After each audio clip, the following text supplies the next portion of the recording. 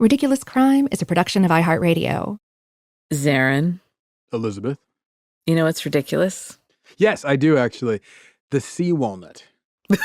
No, it's better than that. The sea walnut is called actually the warty comb jelly. And the reason why I bring up the sea walnut / warty comb jelly is because it has a transient anus. Oh, wait, what now? And the who's it? A transient anus, I'm glad you asked. It's basically a disappearing butt. So the butt comes together, forms for excretion, and then disappears into the body. It has a butt that reforms and forms whenever it needs it. A transient anus. And then every time it happens, that song, Doing the Butt, comes exactly. on. Boom. Boom, boom. That's beautiful. That's Ridiculous, a beautiful undersea ridiculous adventure. Yeah. The warty comb jelly. Well, sure. Okay. So, wow. That's ridiculous. You know what else is? You know what else is ridiculous that just can't compete with that? But you thank you. Going from like silly small time street cons to running crime and politics in a major American city and in an Alaskan frontier town. Oh, otherwise I was like, is this Joe Kennedy's story? It's the Joe Kennedy story. No, that's what I'm going to talk to you about today. It doesn't involve transient anuses, but it's still pretty ridiculous. It sounds super ridiculous.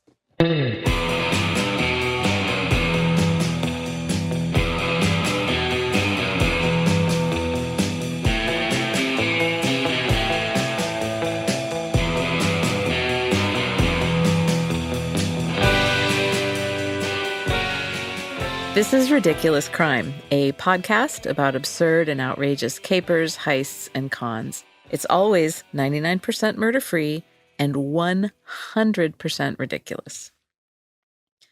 I want to tell you a story, Zaron. Please do. I love stories. I know. And it's a story about a man named Soapy. Oh, I love stories about a man named Soapy.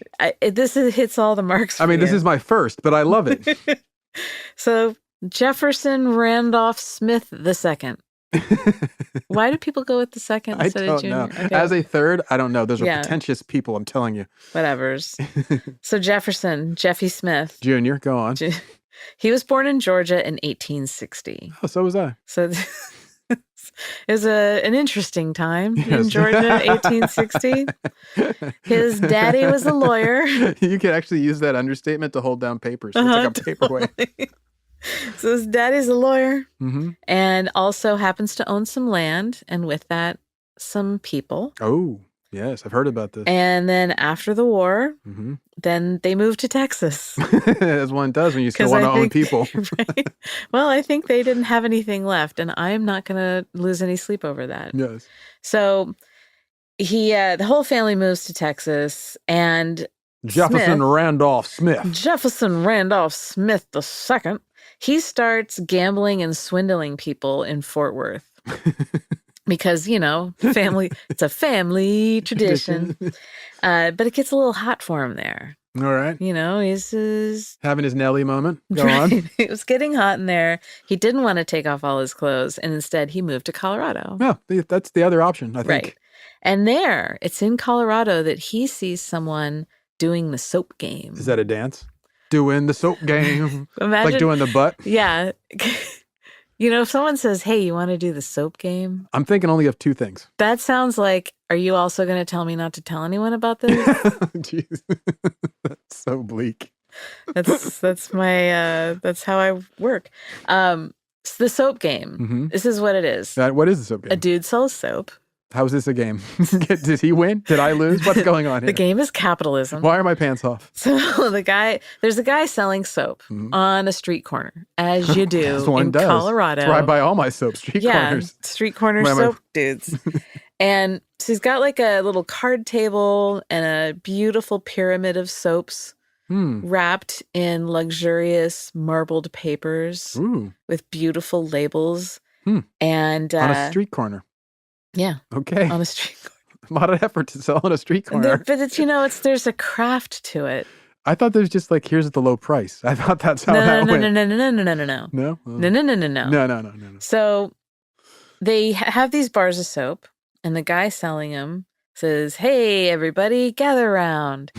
Buy some soap." And people are walking by like, whatever, I like being dirty. And he's like, but wait, no. Wait. I can promise you that in some of these bars of soap is real legal tender. Oh, like money? Yeah, money. Oh, that's better than soap. Yeah. No? A negotiable instrument, they call it in legalese. So there's got money up in the soaps. Mm-hmm. And he sees someone doing this, and it's a gambling thing, right? So that you buy a bar of soap. Oh, not every soap has money in it. Okay, now I'm starting to see the game. Yeah, so that's the game. It's a game of chance. Oh, yes, gambling, I think they call that. I believe so. And so, you come up, you're like, "I'll take a bar of soap, sir." Mm-hmm. And then he's like, "Are you lucky?" He throws you the bar of soap. You pay him, sometimes like 50 cents, whatever. Okay. A quarter for this bar of soap. And you peel it open and there's nothing. But at least, hygiene. Wait, so when I open it, do I have to like dig into the soap? No. It's like between the soap and the beautiful marbled paper that I was trying to tell you about that you weren't listening. Oh, yeah. So I'm sorry, what? So Mr. Smith sees a guy selling soap and running this little racket on a corner. He's like, I can do that. And anything he can do, I can do better. Yeah. Watch out, Denver. So he's in Denver. He starts selling soap on the streets. He's slanging soap. He's a soap monger. And he 2 for $5. And he calls it prize package soap sell. Prize package soap sell. Right. Okay. So he ups the game. Mm-hmm. He has a bunch of different denominations of bills in there. There's 1, 5, 10. Wow. Pennies. Damn, back then? He likes his dead presidents crispy. So he's got hundreds in there sometimes. And he's selling the soap anywhere between 50 cents and $5. And sometimes he's selling them in batches, like 3 for $5 or whatever. Mm-hmm. And he would sing these ads where he'd sing, I don't know what the tune was, but it was like, when you raise your arm, do you lose your charm? That's his soap? It's the kind of songs. You raise your arm, do you lose your charm? Yeah, that was his jingle. But doesn't it sound, it's like the kind of thing that you sing to your dog. Mm-hmm. Well, I would sing to my dog. I'd say you. Yeah, like, when you raise your leg. Anyway, so some people were occasionally winning. Now, most of the winners were actually plants. No. Duh. So wait a minute. You're telling me this soap game is rigged? It's not on the up and up. So people are like, oh my gosh, I got like a $10 bill. And woo! And I'm rich. And they go skipping down the street. And then I'm still just stuck with the idea of people are like, just like being tricked on a street corner for a soap game. And they're like, you know what? I think there's really going to be money in this. I think this is really a legit thing. What I like to picture is how there's a guy there, he buys a bar of soap and dag nabbit, there's nothing in here. And he like frustratingly throws the wrapper to the ground, but he's holding onto the soap. And then the guy next to him, he buys a soap and then jackpot, $5 whole. And then like, I'm gonna take this to the haberdashery. And he goes skipping off. And then the original dude who didn't win, give me 3 more bars. Mm-hmm. And he's digging around in his pockets and he gives the money and he's furiously unwrapping them and there's wrappers all over the ground. And then he's got 3 bars. Now he's got 4 bars of soap and no cash to show for it. And then he's gonna like trudge home, and his wife's gonna be like, "Did you get the groceries for our little infant who's so hungry?" And he's just like dumps like just 8 bars of soap. But they're almost like crumbly. Like they're probably like the crumbly kind of bars. They're not rich, luxurious. Yeah, they're all broken because he thinks maybe there's money in the middle of the soap. Totally. But you know what? The cleanest family in the West after that. So he's, the Mr. Smith singing these jingles. And then he gets arrested for this because he's running basically an illegal lottery on the street corner. Yeah, not basically. I think it qualifies. He's just literally. So he gets arrested, and when he's taken into jail, they write on the booking papers that his first name is just Soapy. Soapy Smith. And I don't know if it was like, there are different legends of how he gets this name. Like some people said that the police officer who arrested him was just very like, at 6s and 7s and so busy and haggard. And he's like, oh, whatever, Soapy. And then others are like, all right, Soapy here, this is this ridiculous thing you're doing. But from that point forward, everyone calls him Soapy. It sticks. Yeah, why not? Well, it's a good nickname. Yeah, it is. I mean, honestly, And it's like fun to say. Soapy Smith. Soapy Smith. So in the meantime, Soapy, obviously nothing comes of that arrest. He starts building up this gang of con men and petty thieves and running the streets in Denver. Dealers, card sharps. The economy in Denver is really bad at this point. Okay. And so Soapy, though, has got cash because these are businesses that never go bad. Oh, of course. Gambling and such. And so he's really greasing palms. Like he is paying off cops. He's paying off politicians. When other people get arrested, he pays the fines and the legal fees. He's currying favor amongst the criminal. Oh, completely. And everyone's like wild loyal to him. He's rigging local elections. Most of the town is on his payroll. So like officials, cops, saloon owners, churches, hairdressers, florists. everyone's on the Soapy Smith train, right? He opens a fake stock exchange. Wait, where do you I don't even understand how you can do that. I'm not even sure. Is he doing like a wire scheme or that he does, we'll get to that, but like at this point I think he's just like, I'll put $5 of, whatever share. I'll give you $5 worth of shares in, I don't know if it was fake companies. And he's like, oh man, they went out of business. Sorry, buddy. He lost money on or it's people who just don't have a grasp on how a stock market works. He did a lot of fake lotteries where there was no drawing. They're just like, sorry, you didn't win. I'm really wondering about the people of Denver at this point. Like, how smart are they? Yeah, well, it was a young town. He had this barber that worked with him. And so when people would come into town, the barber would kind of assess them, like get the read on him and be like, so, how much money do you have? Somehow get that information. And if he looked like a mark and like this guy's got cash and he's not too swift, the barber would shave a little V in the back of his head. Oh my God, I love it. Where he couldn't see it. So then like the Soapy Smith gang would see the V and be like, aha. Fresh pickings. Yes. So that's amazing. Isn't that so he might notice the chalk if we put it on the back of him. This will take days to grow out. Yeah, we got plenty of time. So if we don't miss, it's so clever. Everyone gets a shot at this guy. And they needed a base. He needed like a home base. So he opens the Tivoli Saloon and Gambling Hall. This is in like 1885. Okay. It's a rollicking saloon on the first floor. And then upstairs, there's gambling.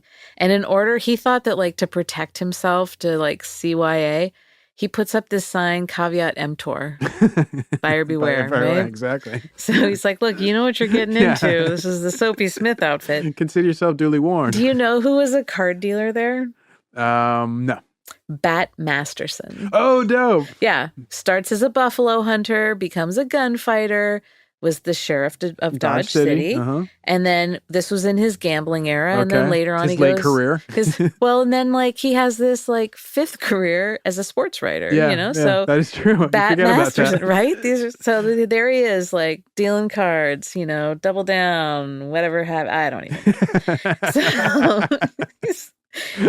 But it's starting to get hot for Soapy in Denver. Oh, wait, why? Well, he's doing so well. He's greasing palms. Because there was a new governor in Colorado. Oh, right. That's a lot of political change over in 1885, 1886. Sure.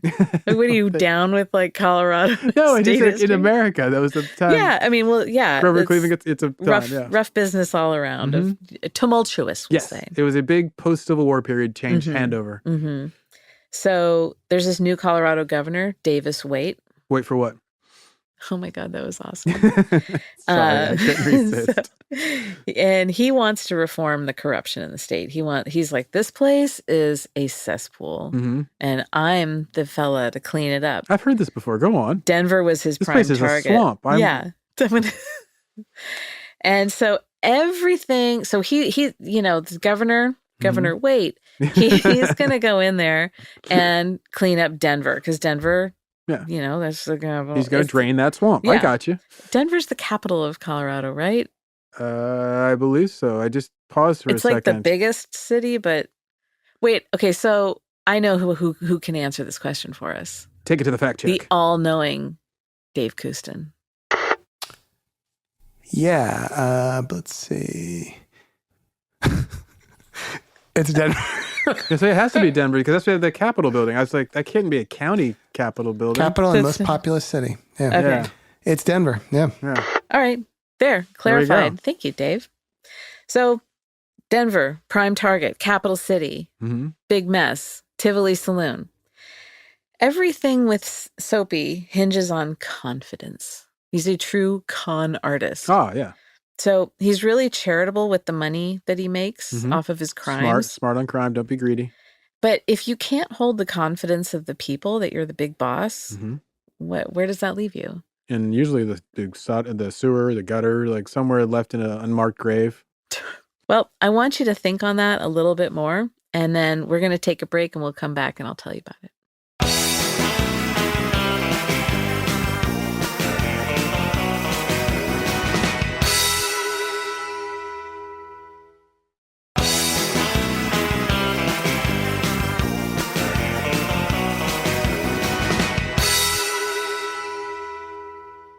Okay, so Denver, Yeah. March 18th.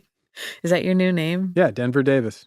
Davis Denver. Denver Davis. John Wait. Denver Davis. Wait. Denver, March 1894. That's where we are right now. No, explains the weather. Look around. That's where we are. Governor, wait. He tries to fire 2 members of the Fire and Police Board.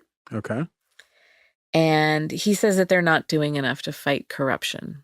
So Oh. they're out of here. You're out of here, buddy. Not Pink slips. doing enough to fight corruption. Yeah. He doesn't accuse them of corruption, just not No, doing he's enough to just like- fight it. So they're ignoring a crime that's underway Correct. for the benefit of their own position. So this Fire and Police Board members, these 2 of them, they get their pink slips? No. Big nope. They barricade themselves inside City Hall. It's such like a fire and cop response. Totally. They're gonna You're have to- firing me? You're fired. Yeah, How about that? everybody's fired. This whole city's fired. About to get fired. You gotta Fired down to the ground. Pry me out of here. So the governor's like, wait, my name's Governor. Wait, I'm calling in the Colorado National Guard. Uh-oh. They got big guns. Big guns.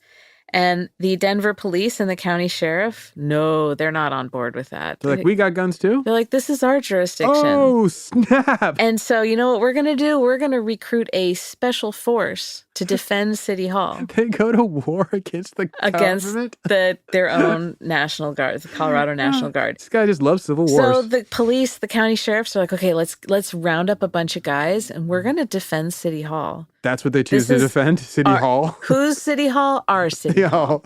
We run the city And hall. you know who steps forward and volunteers? I got one guess. Soapy Smith. My man. He's like, I'll do it. I'll help the cause. And they deputize him. That's The biggest criminal in town. So they're all camped out at City Hall guarding it. The governor orders the infantry to march into downtown Denver. Is So the, we have is the governor like, like leading the is he like on a horse and he's like, go on, guys. And then he's like, wait. And then he's just talking about himself. So he charge, he tells them. And he sends his own National Guard onto the own police and I love sheriff. This is so Denver. What does Soapy do? Soapy's just a hero. How so? I don't know if hero is the right word. Yeah. Soapy's a legend. An icon, if you will. Soapy scales City Hall. Oh, wow. Like Spider-Man. Oh, damn. And, well, I don't know if it's like he probably just climbed the stairs and Oh, okay. But I kind of I'm picturing on the outside. let's pretend that he climbed the outside. shimmying up a 'cause, column. he's just like he's is on this it. Doric? This is hard to catch. He gets up there and he makes this amazing statement. He says, "I'm closer to heaven than you are, but if you come any closer, you're going to get there first." Oh, damn. He should write dialogue for action He had movies. been rehearsing that all the way up the steps. He's like, oh my God, this is going to be so good. Like, I can't wait to see their faces. And Governor, is going to think, oh, you got me with that one. Now, 20,000 people had gathered around City Hall to watch this absolute dumpster fire of a fight. They're like, are we going to have a war or what? Come on now. Let's do this. So shoot. The Colorado National Guard, they're, standing there with their long guns and their, musket fire. I don't know. And their AKs. And they're just like, they're primed and ready. They have like camouflage face paint. Ooh, I like No, this. they don't. No, but they don't. in our imaginations, in the picture They feel that way. yeah, they're just like feeling like urban super soldiers. Okay. And then you got Soapy up on the like dangling, hanging one arm off the side of the flagpole at the top of City Hall, kind of spinning around it. No shots are fired. Oh. It's just a standoff. And then They were just kind of like beating their chest, basically, you think? yeah, but there's the 20,000 people standing outside. They're like, boo this show. And then they decide that they want to be the ones who are logical and level-headed. And so they go to Governor Wait, and they tell him, you got to take this to court, man. Like, you don't get to just, no. Let's squash it. Squash it. We don't do that anymore out here. No beefing. New West. So the Colorado Supreme Court decides that while the governor did have the authority to remove these commissioners, he could fire them. Okay. He did not have the authority to use the National Guard the way he did. Oh, look at that. So kind of a split decision for the gov.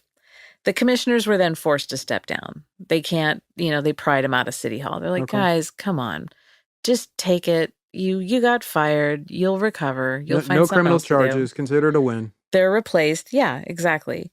Soapy is still riding the whole I'm a deputy sheriff thing. They deputized me.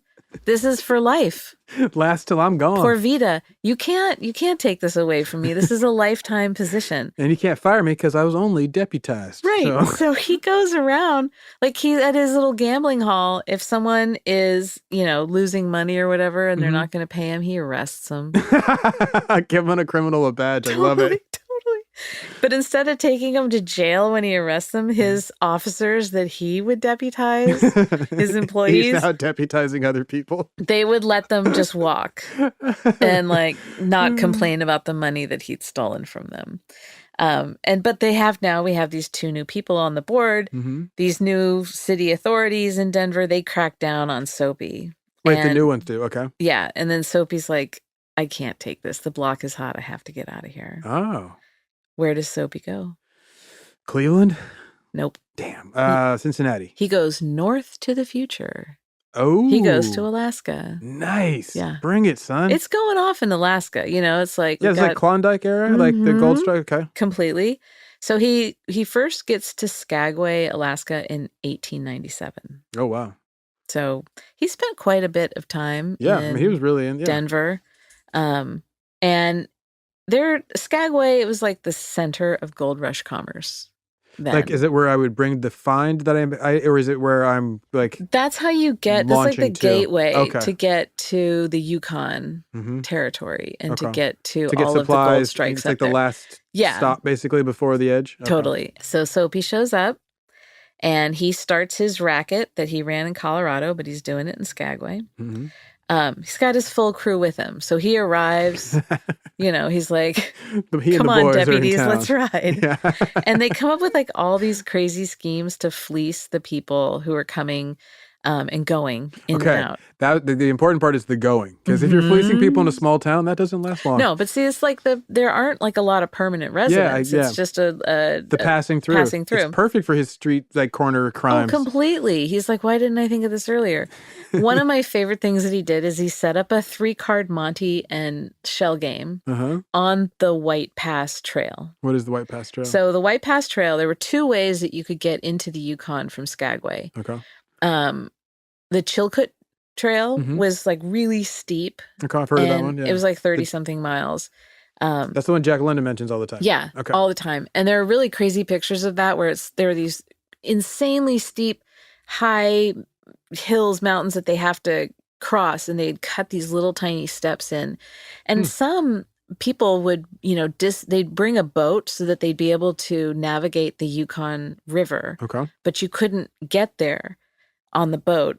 So they would dismantle the boat and carry the pieces up and over this mountain and then reassemble it when they got to the Yukon. And then some people would just not really scuttle them, but they'd use them to get back and forth. And then they'd kind of get broken down. Other people would rebuild them. And then once they were up there, they'd establish like a ferry system on the Yukon.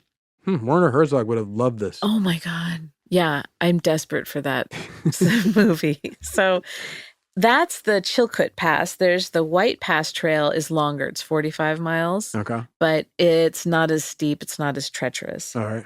And so up on the White Pass Trail, that's where Soapy's like, hey, boys, get up there. So if you look at pictures of people on these trails, it's like a traffic jam. It's just solid dudes. Okay, like Mount Everest, where you have all these people in like heavy coats all lined up waiting for their chance. Like there's no Gore-Tex then. Yeah. They're in like leather boots and heavy wet wool, and their toes are falling off. And so these guys are all lined up. And then the clowns with Soapy have tables set up, and they're like, hey, you know, pick a card. Find a lucky card. lady. Totally.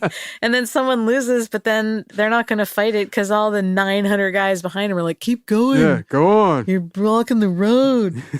And so that was one of, I think that's a good one. Another thing that I love that Soapy did was he set up a fake telegraph office in town. Oh my God, that's brilliant. Now, it's important to know that there was no telegraph in Skagway.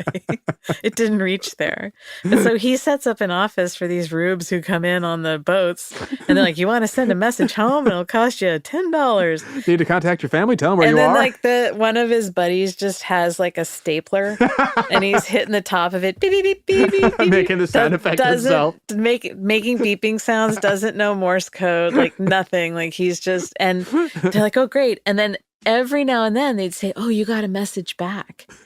Like, oh, really? What is it? Send money. Your aunt that you just sent that telegraph to 20 minutes ago, she immediately answered, send money. We can do that. We can totally wire the money. And they're like, oh, thank God. And then off they go. So they were charging for these incoming and outgoing messages. The townspeople, they've grown disgruntled. I'm surprised. So in February of 1898, these disgruntled townspeople, they form this Committee of 101. Okay. And they call a meeting to talk about the lawlessness in town. Is that their nickname for Soapy? The lawlessness, a.k.a. Soapy. The Committee of 101. I don't even know what that means, right? Yeah, I don't either. There were not 101 of them. I'm imagining not. But maybe it's like a university course 101. Lawlessness 101. This is Get Soapy 101. So they have these meetings, a lot of like fist pounding and raised voices on, in these clapboard. And they're freezing. Oh, yeah, these people are freezing and they're disgruntled. That's a bad Maybe combo. the heat of their anger keeps them warm. That's why they're so mad. They're doing it just to stay alive. There's one guy in the corner who's just like dwelling on how mad he is at Soapy and the steam's coming out of his ears. And then ladies are warming their hands, the steam coming out of his ears. They're just like, keep it up, Jacob. My hands are freezing. So Soapy finds out about Committee of 101. He's like, this is garbage. You people are garbage people. You think he put shills in the meeting? Well, no. He decides he's like, guys, we're going to this meeting. Oh, he just goes right in? Yeah. And they're like, wait, Soapy. Is this a good idea? He's like, no. Watch this. So he and all his crew roll into the committee meeting. And he announces that he's the one who's going to clean up the town. And he elects himself chairman of Skagway's new Law and Order Committee, the Committee of 303. He's like, it's 3 times better than your committee. He's like, I see you're 101 and I raise you. 303, baby. And then he kicks over a table. He's like, I'm the boss. Takes a spittoon, dumps it on someone's head. How amazing is that? Like, that's confidence to be like, I'm the problem. I am the crime in town. And I can solve it. I can clean up this town. I can solve your problems with Why do you think they call me Soapy? So he opens Jeff Smith's parlor. Now, apparently, like he didn't really like being called Soapy. And didn't want to be called Jefferson Smith. No. So he's a man of the people, Jeff. It's just Jeff Smith. And it's Jeff, not Geoff. Oh, Jeff. yeah. Jeff Smith's parlor. A parlor. It sounds cozy. It sounds, sure. Sounds like a good place to get ripped off. It sounds like there's teapots and doilies.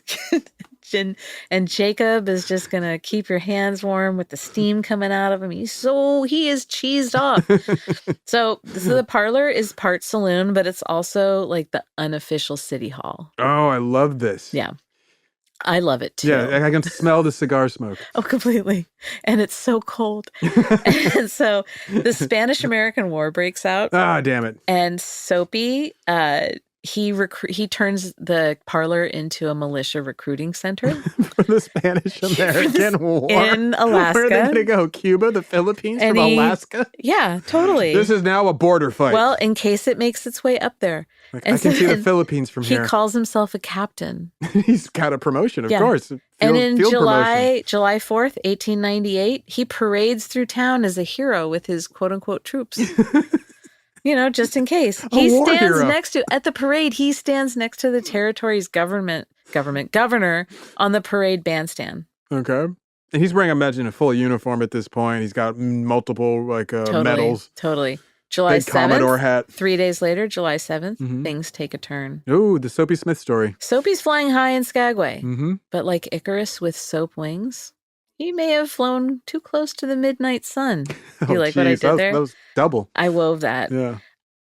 I'm going to share the last chapter of Soapy's saga with you when we come back from this quick break.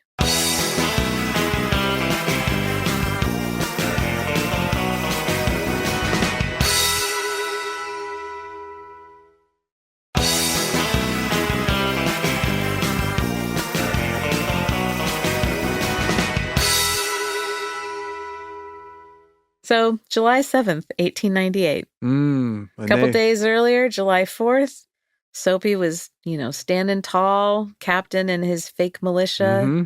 War hero. War hero. And, but he's the big boss in town. He's got his parlor. Mm-hmm. Jeff Smith parlor. But what happens on July 7th? Jay Stewart comes to town. Uh-oh, not the Jay Stewart. The Jay Stewart. Who is Jay Stewart? I don't know. Okay. Jay Stewart is just a man. Just a man with a name. Just a man with a dream. He enters Skagway and he's got $2,800 in gold dust on him. Now, today, that $2,800 is worth $92,000. He is going to attract Soapy like a fly to a pile of horse. He's a soap magnet. He is like grimy fingers, and Soapy is the wonderful, richly scented liquid soap next to the sink. That was elaborate. I liked I know. So Jay Stewart shows up, $92K in gold dust on him. And he was warned about Soapy. Thank God somebody told him.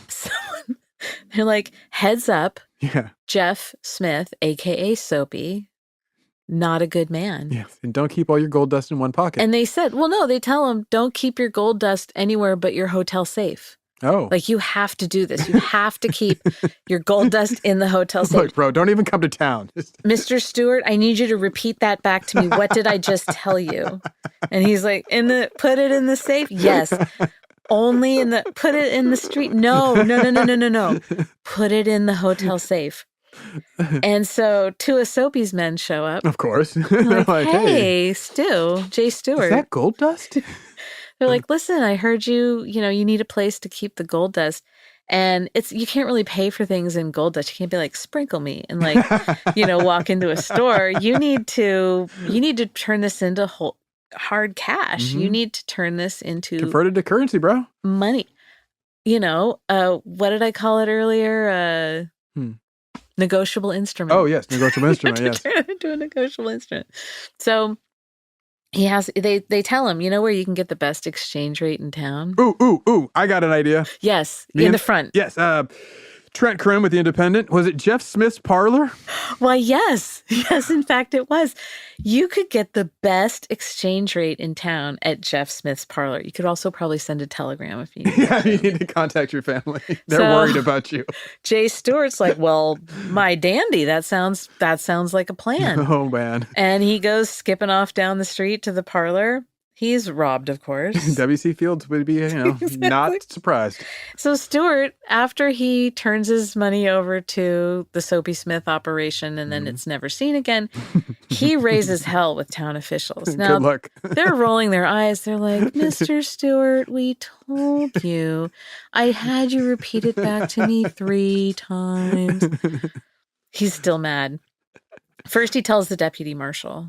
And the deputy marshal goes, too bad. Not my problem. Sucks to be you. But also, little side note, the deputy marshal is on Soapy's payroll. Well, I'm shocked to find out I that can't this. believe that. So he's, the deputy marshal's no help. Mhm. And he tells him, you know what, too bad, so sad.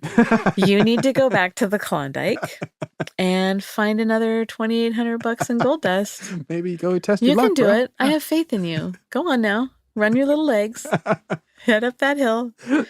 So He scratched his hair on his head.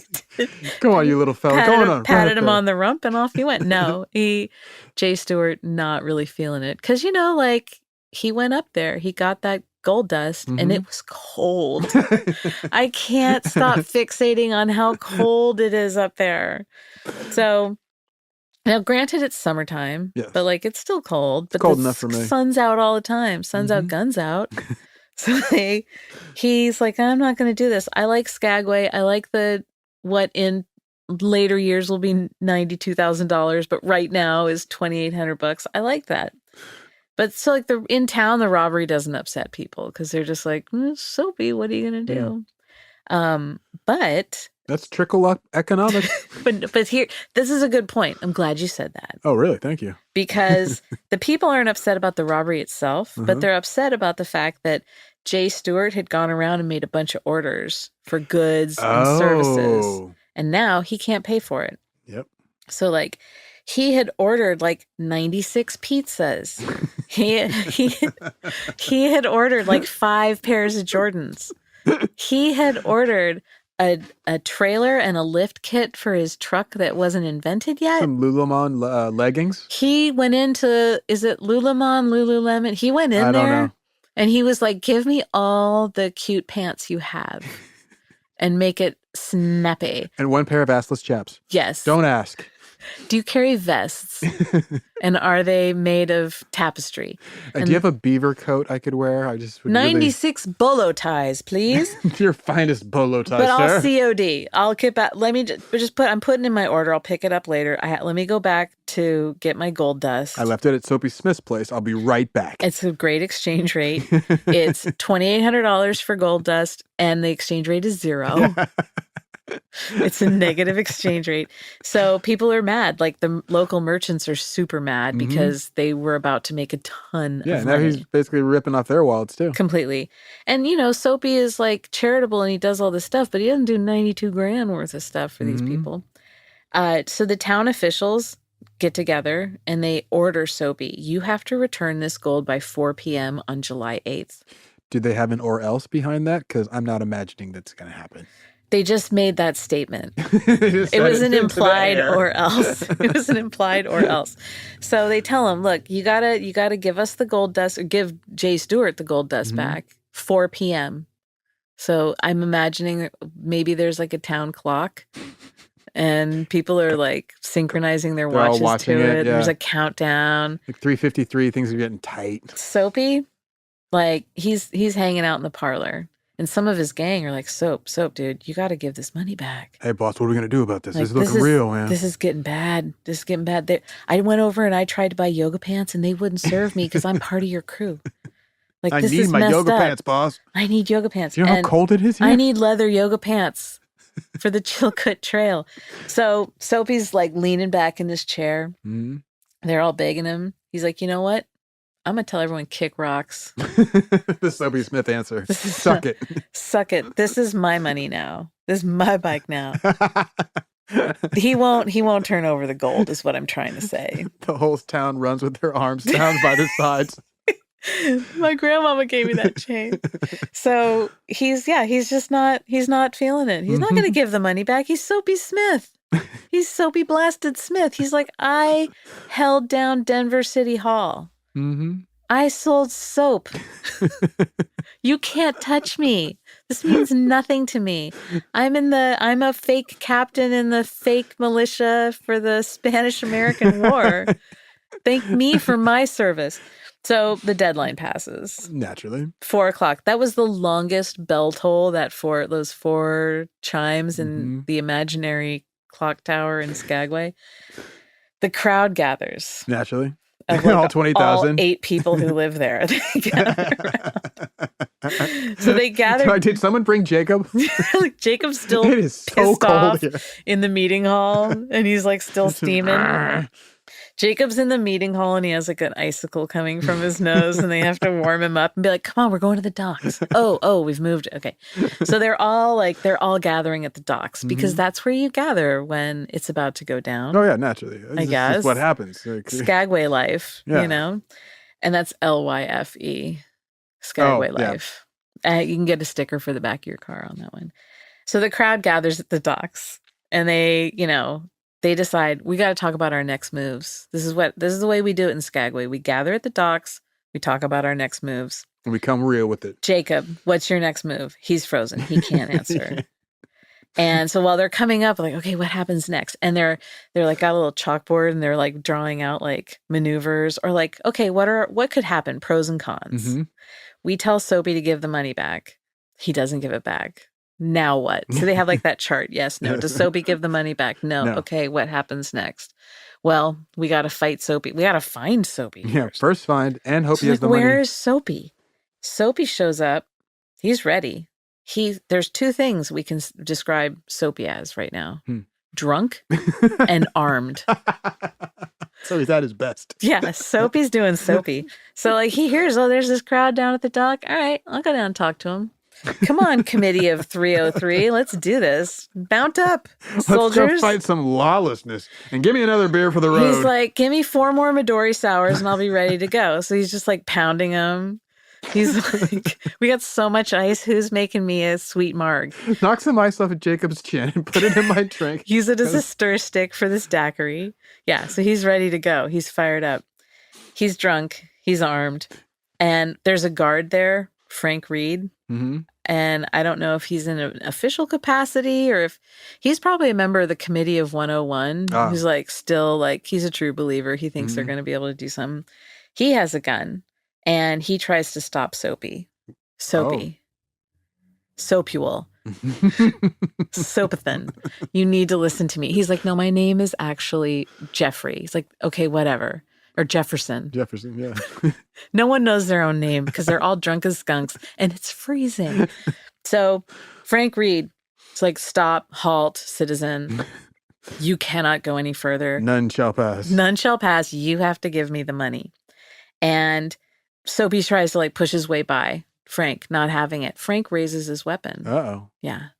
Soapy yells, my God, don't shoot. And those were his last words. Oh, get out, really? Yeah. My God, don't shoot. I shouldn't be laughing I at the man's last know. words. I know. But so Reed fires his gun jams. Yeah. And like, that's not good for for this whole tension. Yeah. If you're in an armed duel. The like 15 people now gathered at the docks are like, uh-oh. So, my God, don't shoot. The gun jams. But that gives time for Soapy to raise his weapon. With his drunken aim. He's like a one eye open and I got a gun for each of you. So, he's like, why are there 3 Frank Reeds here? Which one do I shoot? The one in the middle, Soapy. So they both fire at the same time. Uh-oh. Yeah. Soapy dies an hour later. So he died. So he gets shot, says nothing else, and then just dies an hour later? Yeah. Okay. Reed, he lived almost 2 more weeks and then he dies. Ooh. Now, does That's a this rough 2 count as weeks. our 1% murder? But it's not like part of the crime. Well, I guess they're technically legally murders, but I mean, it wasn't malicious. It wasn't intended. It was much more of an honorable, like, law-abiding, like, if people say that when cops kill people, it's not murder, then this would be basically a legal thing where it's not murder, right? It wasn't the main thing going on here. Because, like, Soapy never killed anybody. Yeah, exactly. Neither one of these people up until intended. this point. This is more like self-defense. Yeah. And it was, like, sort of a sloppy duel. Yeah, that's what it feels like. So Reed, he lives 2 more weeks and then dies, which is just hideous. That's a tough 2 weeks. But in the meantime, they need to bury Soapy. He's getting ripe. Soapy's starting to turn. They asked the Methodist preacher in town, will you do the funeral? He's like, no. Kind of forgiving. They go to the Baptist minister. Please, will you do this funeral? Nuh-uh. Jesus Christ, no. No. No, sir. No way. I'm not doing that. It's like, oh God, they go to the Presbyterian minister. Doesn't this sound like a joke? Yeah, then totally. they get to the Presbyterian minister. When do they get to the Catholic priest? And the Presbyterian minister is like, I'm going to do this because you know what? Like, it's the right thing to do. Huh. Look at you, good guy. Presbyterians.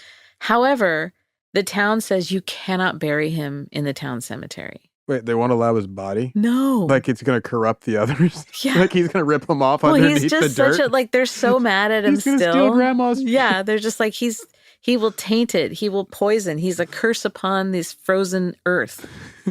So the Presbyterian minister is like, well, I guess we can go like just outside of town. And then the committee of 303 is like, I guess outside of town would be good. So they like drag his body outside of town. Mm-hmm. And just on the outskirts is where they bury him. And the grave still stands today. Whoa. So if you're ever in Skagway, Yeah. go out there. I suggest lay a bar of soap on the headstone in honor of Soapy. He was a rascally character, Yes. but Yes. like clever.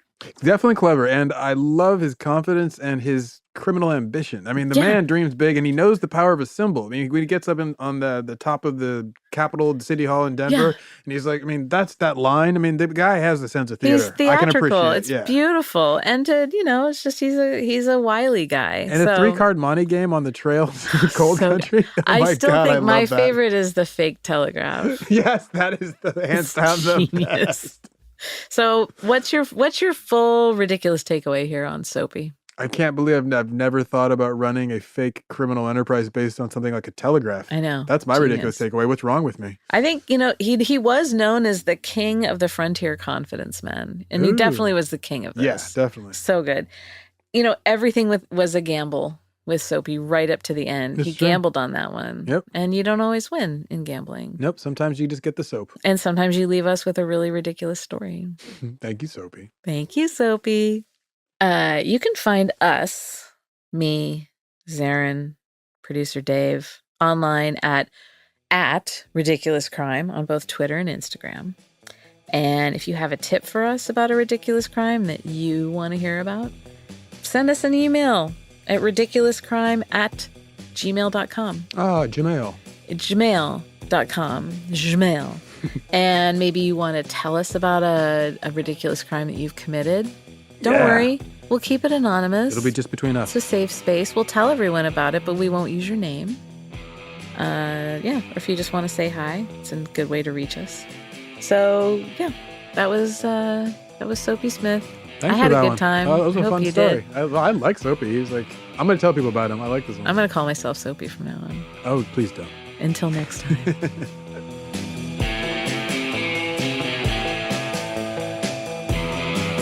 Ridiculous Crime is hosted by Elizabeth Dutton and Zaron Burnett, produced and edited by Rootin' Tootin' Dave Kouston. Research is by the rascally Marissa Brown. The theme song is by Deputy Marshal Thomas Lee and the outlaw Travis Dutton. And executive producers are Wild West Bandits Ben Bolin and Noel Brown. Ridiculous Crime is a production of iHeartRadio. For more podcasts from iHeartRadio, visit the iHeartRadio app, Apple Podcasts, or wherever you listen to your favorite shows.